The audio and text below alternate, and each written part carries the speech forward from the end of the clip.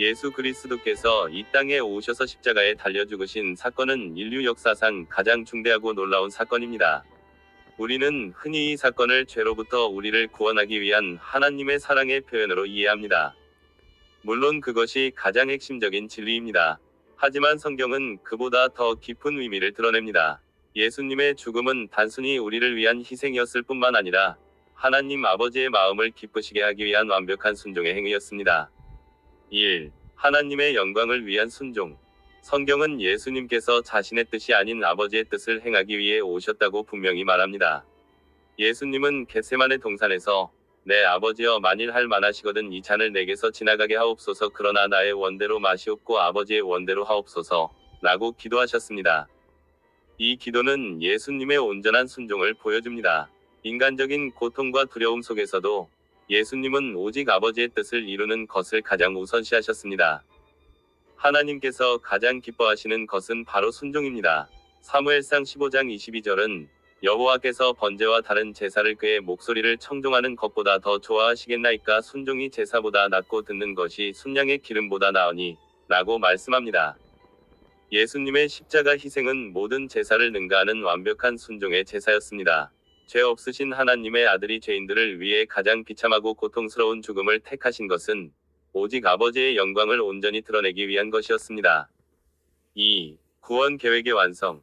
하나님께서는 창세 전부터 구원의 계획을 세우셨습니다. 아담과 하와가 범죄한 이후 인류는 죄와 사망의 노예가 되었습니다.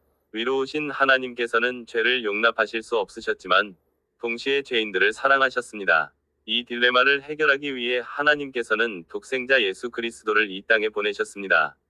예수님의 십자가 죽음은 하나님의 정의를 만족시키는 동시에 하나님의 사랑을 확증하는 유일한 길이었습니다. 예수님은 우리의 죄를 대신하여 형벌을 받으심으로써 하나님의 공의를 온전히 이루셨습니다. 이 희생을 통해 하나님께서는 자신의 영광을 드러내고 동시에 죄인들을 구원하는 기쁨을 누리셨습니다. 이사야서 53장 10절은 여호와께서 그에게 상함을 받게 하시기를 기뻐하사 질고를 당하게 하셨은즉 라고 말합니다.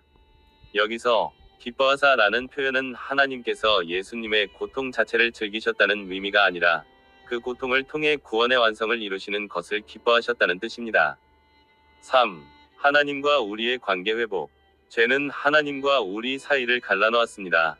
거룩하신 하나님은 죄인과 교제하실 수 없으셨습니다. 그러나 예수님께서 십자가에서 흘리신 보혈은 그 죄의 담을 허물었습니다.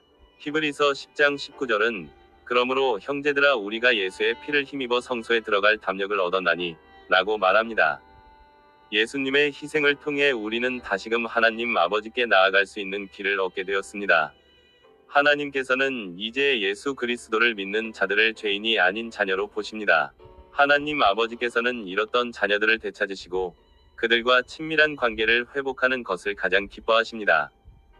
예수님의 죽음은 하나님께서 우리를 향한 사랑을 온전히 나타내 보이신 가장 위대한 사건이며 이를 통해 하나님께서는 가장 큰 기쁨을 얻으셨습니다. 예수님의 십자가는 단순히 우리를 위한 사랑의 증거를 넘어 하나님의 영광과 기쁨을 위한 가장 위대한 순종의 사건이었습니다. 우리 또한 예수님처럼 하나님의 뜻을 최우선으로 여기며 순종하는 삶을 살 때 하나님께 기쁨을 드릴 수 있습니다. 우리의 삶이 하나님의 영광을 위한 산 제사가 되기를 소망합니다. 아멘.